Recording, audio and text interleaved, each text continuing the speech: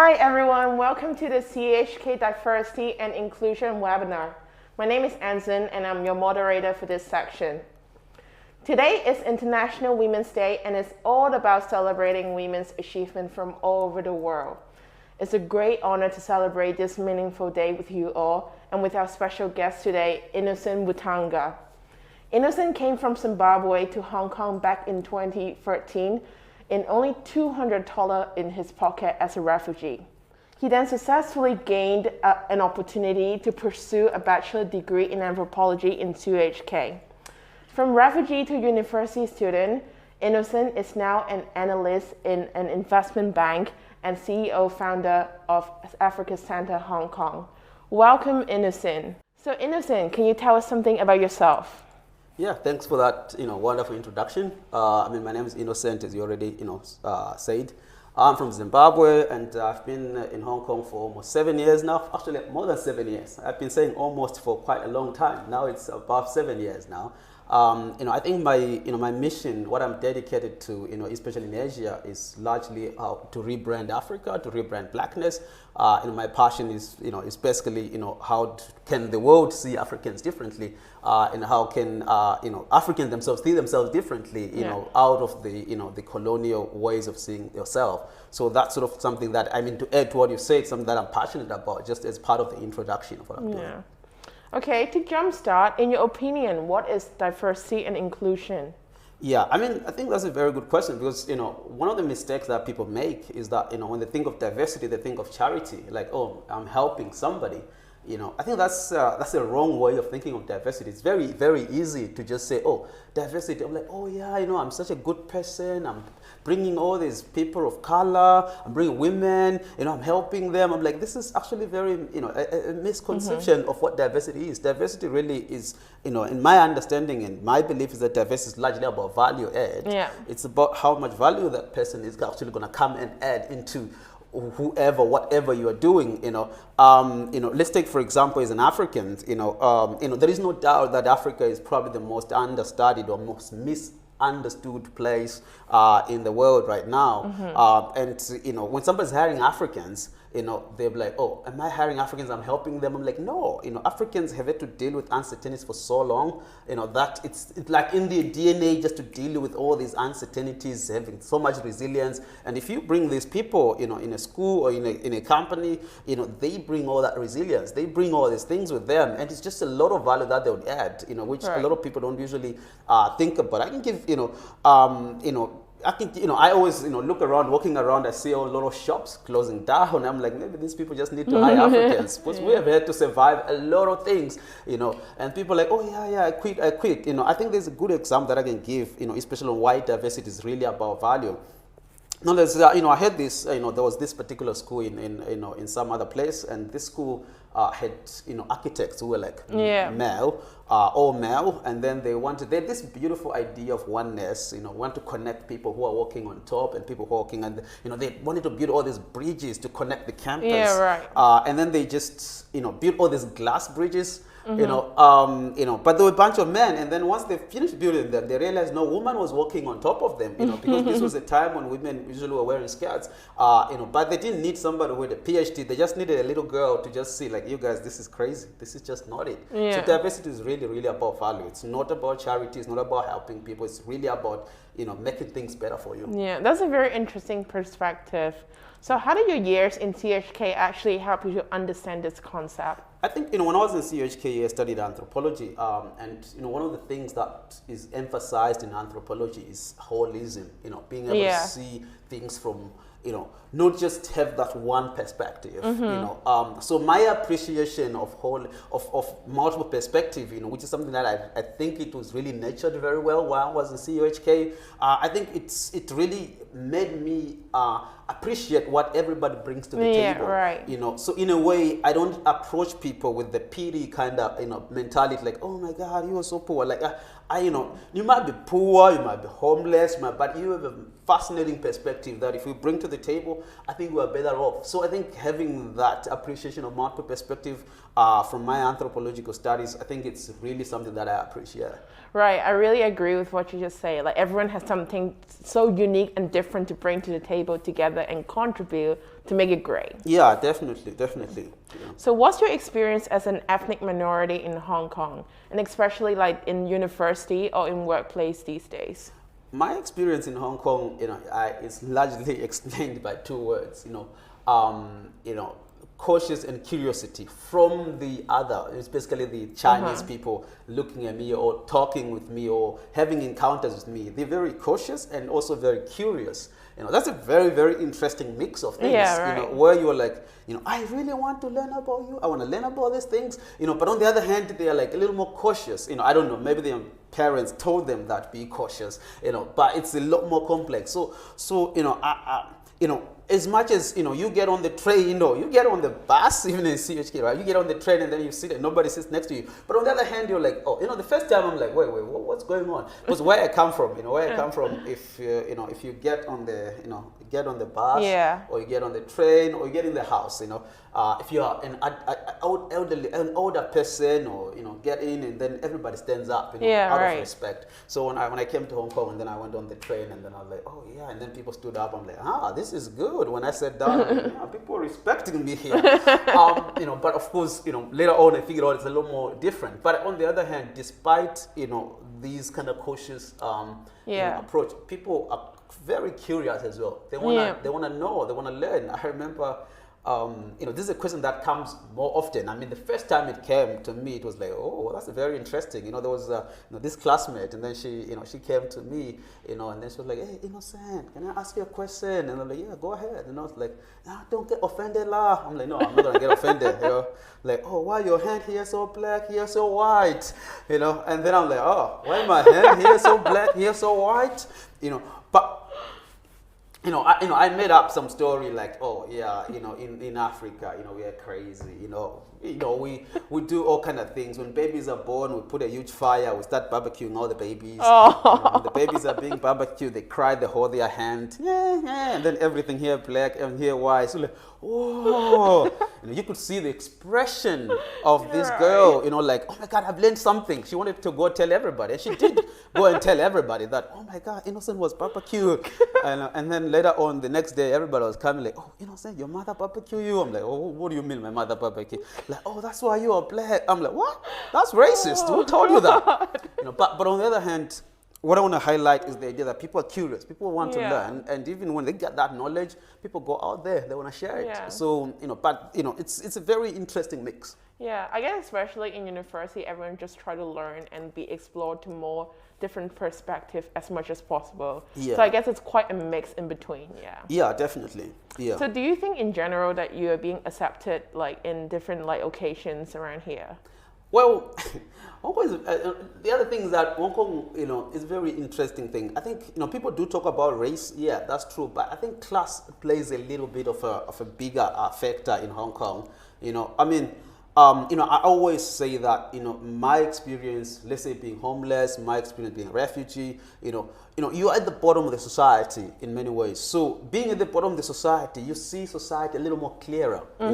When people don't think they have consequences, if my interaction with somebody does not bring them consequence, what if somebody's interact with their boss, they are well behaved, but if somebody is going to be interacting with the person whom they think, what consequences can come from talking to this person?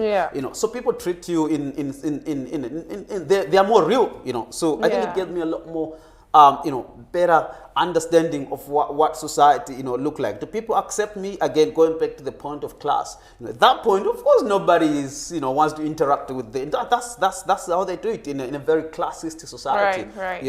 And then you're like, oh, the other time, like, oh, that's a banker. Oh, everybody, banker. Everybody wants to talk. I'm like, come on, man. It's just the same people. So it's not the same person. The privilege that I have is that I can change identities anytime. I go to some place, I'm like, I'm a refugee, which I am. And then I go to somebody, I'm an African, which I am. I can go somewhere, so I can go somewhere as a banker. I can go, all these identities. At some point, of course, as a student, all these identities give me an understanding of society in a better way. But I think the society is very classist. You got more money, you get better treatment. It's it's just the way usually things are agree. here. I agree. But it's not supposed to be like that. Yeah. People should be seen not based on how much dollar sign on their forehead. But what's internal, what's inside there. I think that's the value that people can bring. It's quite an anthropological way, like how I learn in classes as well with like professors, like trying to see things in different perspective, and you always like feel like you get different answers out of everywhere. Yeah, I mean, definitely. Yeah. So being in a multi-race environment like Hong Kong, what is your approach in understanding people with different cultural background like you do? Well, I mean, for me, the most important thing has always been empathy. No matter whether the person is more privileged or the person is less privileged, I think empathy and really, really trying to understand the context that the person comes from. Because it's very, very easy that I can come from Zimbabwe and then say, and then I sit on the train and then somebody stands up and then I'm like, oh, you must be racist, But it's very, very important that for me that I actually have to reflect. For example, I see some of my friends, they complain about, why did the person stand up? I sprayed the best perfume. I'm like, yeah, that's the problem right there. So it's here people don't like that too much perfume. Okay. Yeah. So it's very important that don't jump to conclusions. Exactly. Suspend your judgments.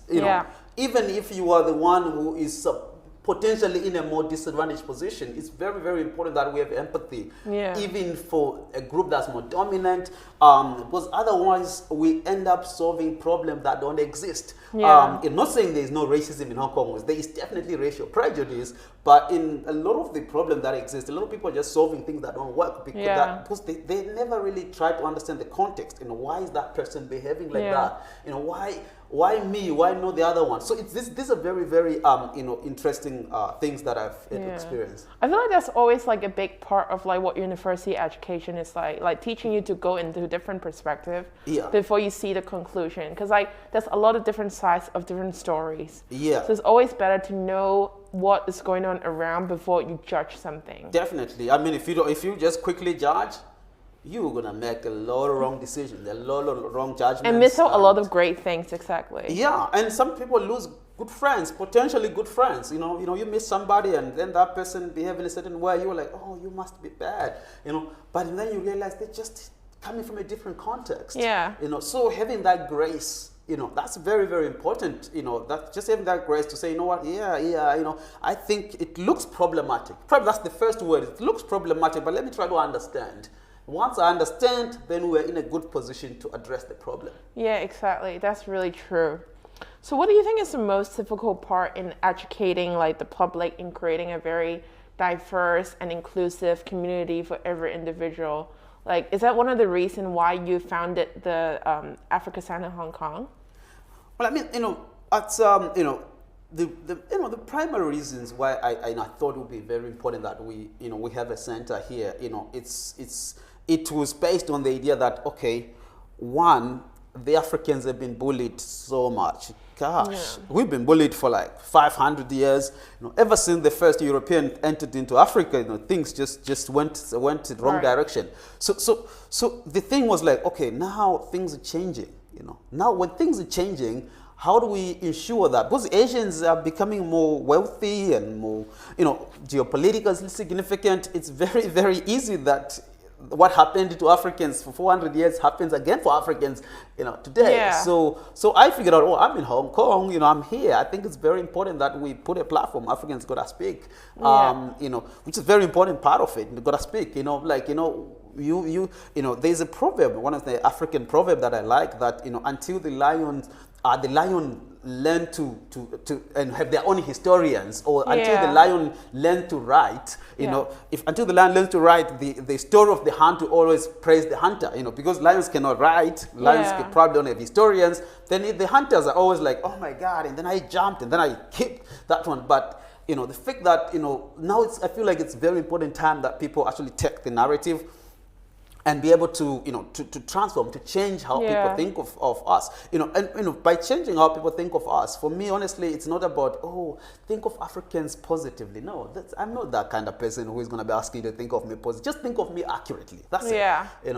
And you don't do it for me, to be honest. Another thing is that you think of me positively, it's actually for your own benefit, because you go around, because the world has changed, 10 years ago and going backwards, you didn't need to learn much about, what the Filipino perspective is, what the Indonesian perspective is. You only needed to learn the white man's perspective. And then that was supposedly the path to success. You're like, you know how the whites does it, and then you succeed, But now it's not going to be like that anymore. I think the whole world is becoming more conscious of these things. Yeah, definitely. That consciousness, I think, is powerful. So in a way, having those perspectives and be able to see things in a more accurate way, I think it's it's really one of the ways why I'm passionate about those things. Yeah. I think that's a really great initiative, because you're also saying people are very curious on what Africa is like. The public education is definitely not enough in letting us to know what exactly or what is the authenticity of Africa. So it's a really great channel for everyone to learn about such a big continent and what's happening around there, or what's something that we really should know about and change our perception that we always have. Yeah, definitely. I mean, it's not just Africa. It's people in Hong Kong. They need to learn about themselves. It's if you're not careful, you end up just learning all those Western stuff, and thinking that's the way to go. Learn about Indonesia. Learn about Philippines, how can anybody, I see people studying German. God, why can't you study Indonesia? There's so many people in there. Indonesian language, I think it's probably more relevant than studying, languages that are probably going to die soon. I think it's important that people really have this. You say Indonesian class here, and then you say, and by the way, there's so many opportunities in Indonesia coming up. Definitely. So many. And you put Finnish here. Somebody's going to start, I don't know, it's a Finnish, the language of Finland. Somebody's going to start Finnish. People are lining up for Finnish. I'm like, seriously? You're all lining up to study this language, Finnish? And then you got Indonesian here, and you have, the second or the third largest minority, the second largest minority group is Indonesians, and you don't even bother. And so many, I think the world needs to wake up, really. Yeah, I think that definitely Africa Hong Kong will be something that could help to do so. Yeah, definitely. So it's, I think one thing I can add in that particular case is when somebody say, I'm going to prepare my child for the future, I'm not going to be teaching my child Finnish, or, I don't know, whatever language they speak in Northern Europe, I'm going to be teaching my child, if I'm going to teach them, I'll probably teach them Tagalog. I think it's more relevant. Yeah, exactly. I think it's more important to teach them with the openness to learn about new things all the time. So don't just lock yourself up into a box that you think that would be great for what's happening in the future. Yeah. But always try to explore what's outside of it. Yeah, definitely. Yeah. So it's International Women's Day today, actually, and it's all about celebrating women's achievement from all over the world, from all the time. So if you can give one piece of advice to every individual of us to work on individually in creating a more diverse and inclusive environment for the community, what would that be?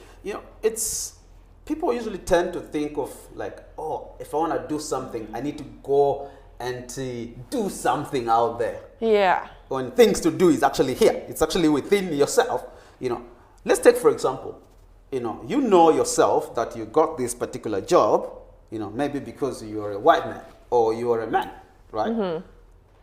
And there are people who are more qualified than you who just didn't get the job. The most radical thing you could do as a person, and why can't you just give up that job and give it to the right person? I think it's important, not just, if you can't give it up, why can't you call out the interviewer who is giving you the job? I'm like, are you seriously hiring me for this English teaching job when the Indian guy who probably was more qualified is not getting the job?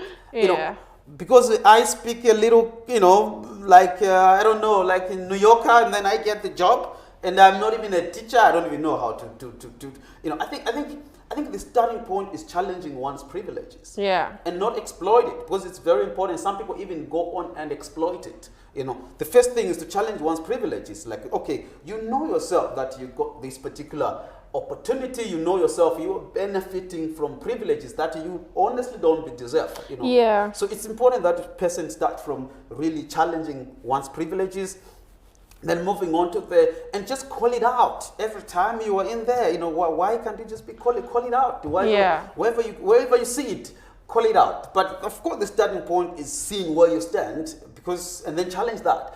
On the exploitation of privilege, you probably know that these people desire you because of their ignorance. It's very easy. It's very easy that me, let's say, I'm not white, so I can't really speak for that. I don't have so many privileges. So if let's say I was a white guy, and then I go there, and then and then I look for a job again, and then they're gonna be like, or the teachers, mothers, are trying to hire their tutor for the children, and then they're like, oh yeah, we want you. If you know very well that you're getting this because you're white, if you take it, my goodness, you're part of the problem. Yeah. If you take it, you're one of the worst people on the planet. The third thing is that, you know what? I'm like, no, I can't do that. Ask them, how many people have you? Ask the mother, how many people have you interviewed? Find out their background. If you're the only one, yes, take it. But if they've looked at if they've just ignored the Indian, they ignored the Filipino or the other African, then there is a problem. Yeah. So just give up that. Yeah. I think personally, I heard a lot of similar story about that as well, like people being judged for like a different race, even though they're as qualified as the other individual. Yeah. So I think like it's very important to challenge yourself or like to give up the privilege. And interestingly, like the theme for this year, International Women's Day, it's actually to choose to challenge. So pick something like that is from your life and like how you can see it from an outside perspective and do it a little bit better and like progressing every time. Yeah, I mean, Jeff, do you really think people are going to give up their privilege? That's going to be it's very easy to say, it's International Women's Day. Let me visit some women business. Buy one tiny thing. When you know that the job you're getting, you probably should not be sitting in there. People are not willing to do that. People are only willing to showcase, and the moral supremacy, like, I'm such a wonderful person, and they're not willing to challenge themselves. So I think for me, that's what I'll push people, just challenge yourself, especially where you are.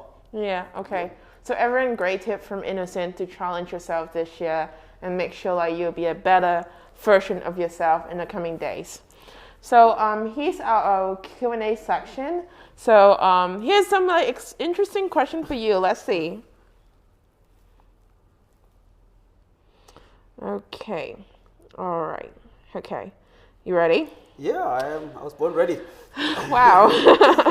So do you find it easy to find the values of individual apart from like empathy? Is there any other tips that, especially for those of you doesn't like at the first sight? For those who what? Sorry. You doesn't like at the first sight. Yeah.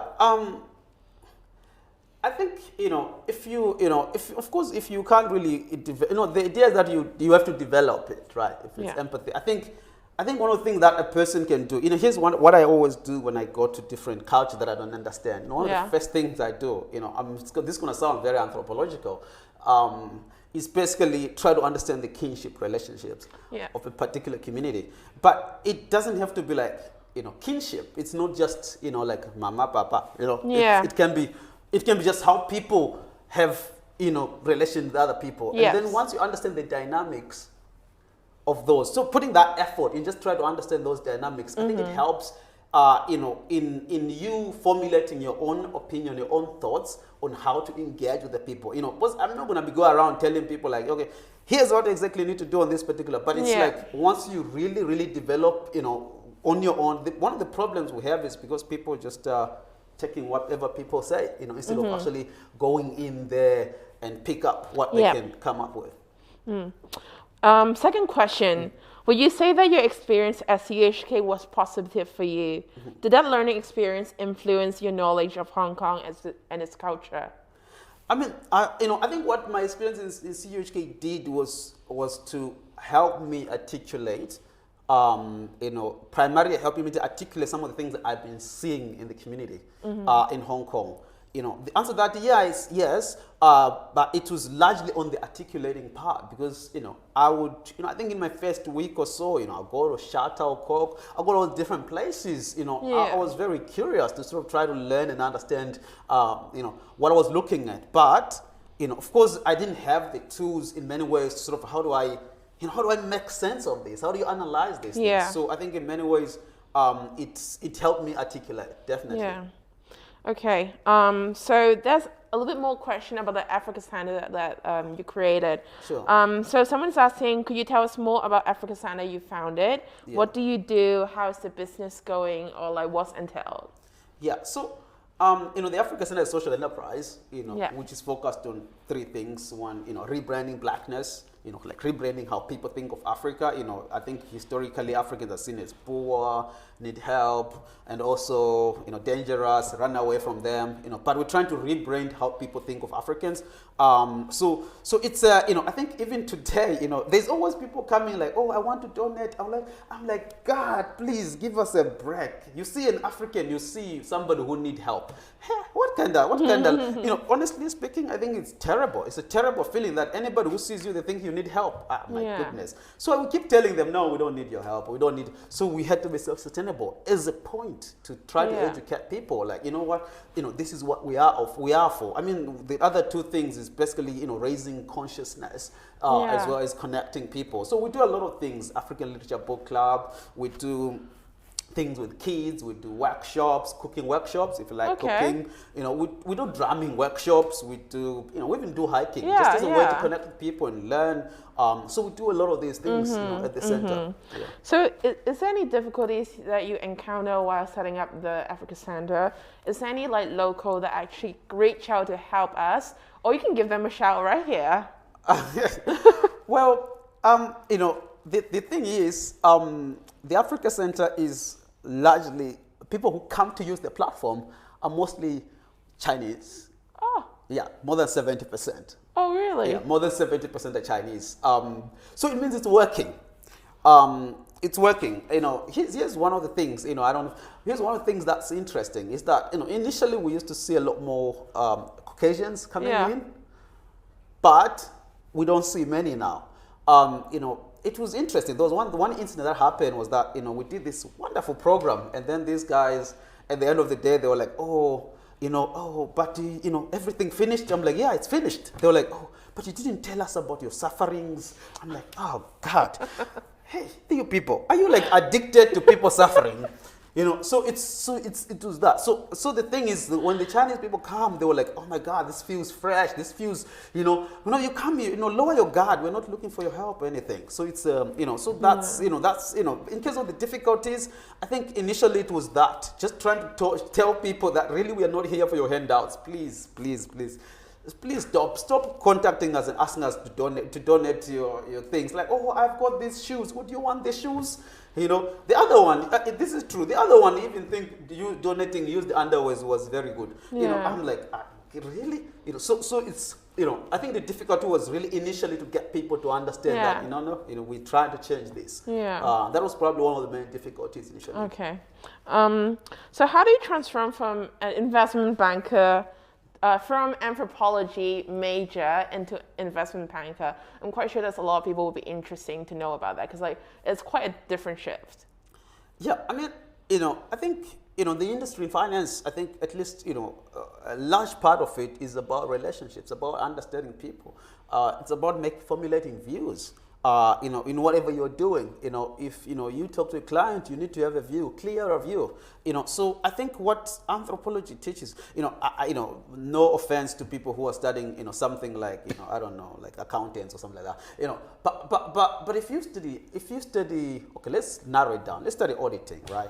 Study auditing, What are you going to do after that? You be an auditor. What else can you do? But if you study something like anthropology, it teaches you how to think for yourself. I agree. Then you are like a wonderful clean slate that you can learn anything after that. Yeah. That's usually what people, for me, I would not want my child to go and study something. I mean, let them study whatever they want. But like I'm going to study this tiny little thing, I don't know, auditing, for example. I mean, like, God, I don't think it's going to help you. So anthropology helps you to think. And honestly speaking, you learn how to think, you learn how to learn as well. I agree. And then once you get in there, you just, it's just, Yeah. it's just like that. Yeah. Because I did a minor in anthropology as well. And I met you in my first anthropology class as well. And it's all about like whole person development, like teaching you how to think. It's not about like there's some set of like content that you need to learn directly to put it into exam paper. Yeah. But it's more like your thought process and how you develop your own thinking as well. Yeah. So that's a very interesting question. I'm not sure if you're interested to answer. No, I hope it's interesting enough. Yeah. And I'm quite sure a lot of people ask you about this question as well. Why your name is Innocent? Well, my name is Innocent. Okay, that's a very interesting one. So, it's a bit of a history. I mean, like this, the historical side of it. So basically what happened historically is that when Zimbabwe was colonized by the British, so as many countries, the British, especially the missionaries, would come and take kids and put them in the schools. Yeah. Look forced put in the schools, in these mission schools. And then once you get there, they ask you like, oh, what's your name? And like, oh, my name is Nobile. They were like, it's too difficult. And then they're like, oh, we changed your name now. Your name is Joseph. I'm like, but the problem culturally with that is that giving a name where we come from is a very important thing. Yeah, I agree. You believe that you give somebody a name, all the spirits are going to go to that person, of that particular person whose name has been given or who gave the name. So our parents were like, oh, no, we can't do that. Not really, our great-grandparents. Yeah. And then, but now, you're trying to resist, but on the other hand, you were colonized. Yeah. Now, where do you get the names? And people just started getting names anywhere. Their names like fire, like, oh, yeah, people, hear in the news, like, oh, in that school there was something. I'm like, oh, yeah, your name should be school. So there was that tradition. But that tradition, of course, it continued now. In these names have already remained. Yeah. But, my name is better. I've heard names like anxious, tragedy. My favorite was, I didn't know this until the guy added me on Facebook. His full name, we used to call him Ri. His full name is Ridiculous. So it's these things. So Innocent was a great name, man. Innocent. That's of course you find this name in Zimbabwe, in Zambia, in South Africa, and Botswana. You find these kind of names. So now it's a tradition that has continued. Yeah. But people are becoming more conscious. Yeah. The kids born now, they don't have English names. Yeah. People are having all their local names. Yeah, I agree. Because I feel like that's something very similar as Chinese culture. Yeah. Because whenever we're given with a Chinese name, there's like some different meaning on each of the words. Yeah. Like sometimes it's about faith, maybe about hope, or maybe about like having a good future. Yeah. I personally know an African friend, his name is Minu, and like it's interesting because it sounds like differently, but then like in their own culture, Congolese actually means faith.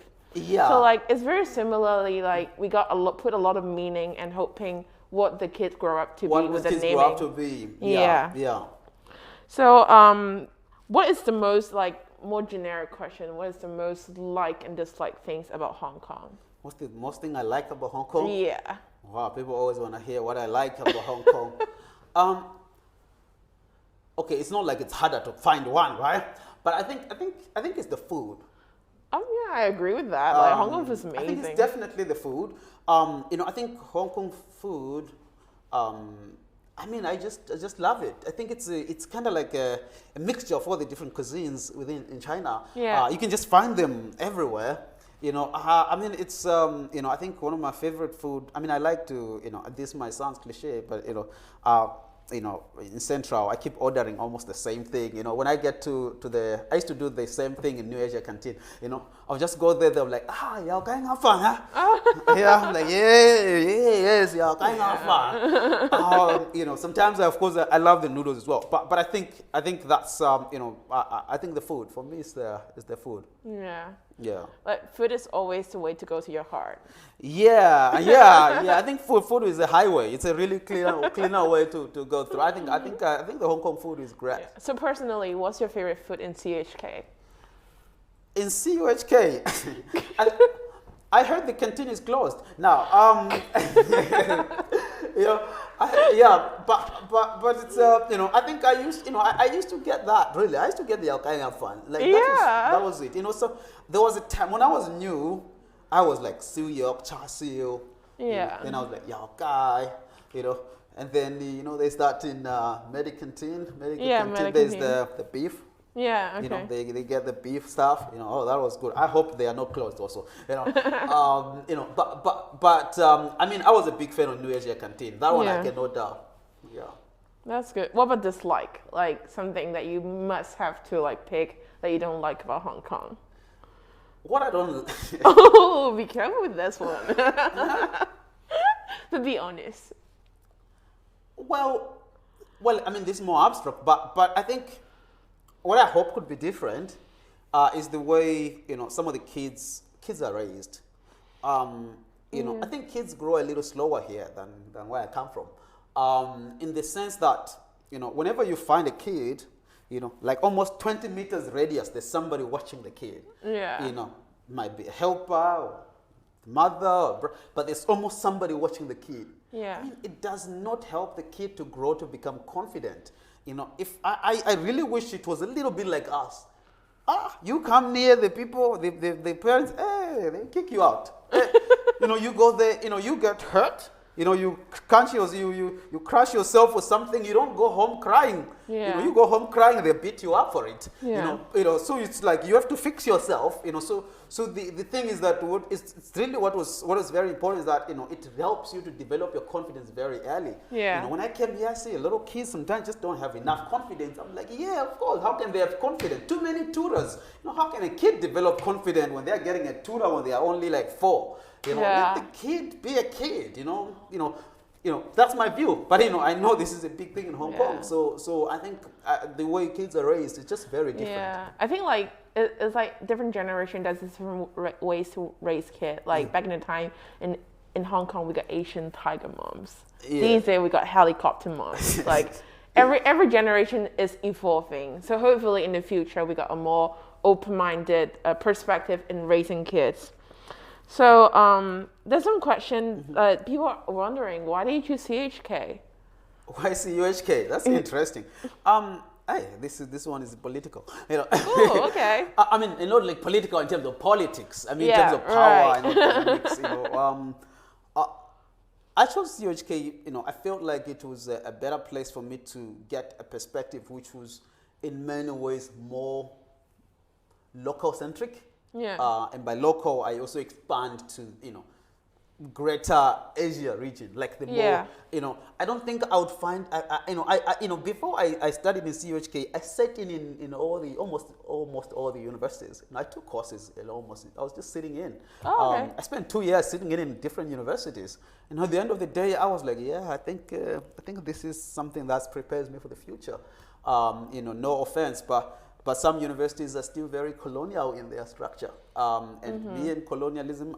You're not gonna, I'm not gonna take me and put me in a way I learn a very colonial way of doing things, or learn a way that that makes me to desire the West. No. So I felt like in many ways, I get to learn, the Chinese perspective in a fair way. Yeah.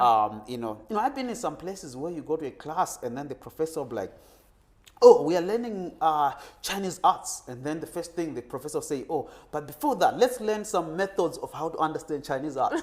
And then those things was largely, Western perspective of understanding Chinese art. And they were supposed to use Western ways to analyze Chinese art. I'm like, really? This is so wrong.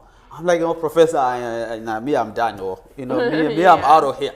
So I felt like, the way that the education was being delivered here was in many ways, was in line with what I wanted. Yeah. Yeah. What's your favorite class in CUHK then? Wow. I mean, I think, me, every class was my favorite. I mean, I'm not trying to be politically correct.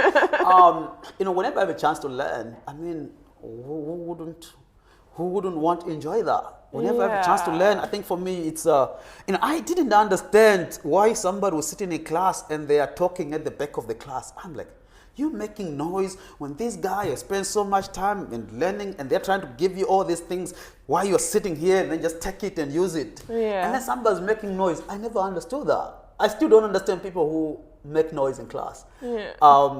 That's probably where I lack empathy right there. I still don't understand somebody who get forced to learn. Yeah. I'm like, man, you got the opportunity. I remember growing up, we didn't have many books, so we had a few books, and then we finished them with my friend. I was in this rural setting. We finished them with my friend, and then we had to go every door knocking. Oh, do you have any books? Yeah. People gave us all kind of books, Russian, French. They didn't even know what they were Russian or French, which of course we didn't read. And then when I so I was always looking for something to learn. So I was shocked, when people are not just, they're sitting. So every class for me is a good place to learn. And both that guy spent his PhD, digging all these things and just gonna give me so easily. Yeah. How can I waste? I'm gonna grab it all. I think that's something that I really learned well when I was doing like my anthropology classes as well. It's just really inspiring. Like even these days, I feel like things that I learned from university really helps me to make my own decision and like how do I understand the world a little bit better. Yeah. So comes our very final round of question. That's a little bit challenge for you, but well, can you speak Cantonese and can you demonstrate some with us? Okay, more than Yao Gai Fan. Oh, okay. more than Yao Gai Fan. Well, Yeah. I can say a little foul language, but I can't say that here. Right? Well, camera's right there. Well,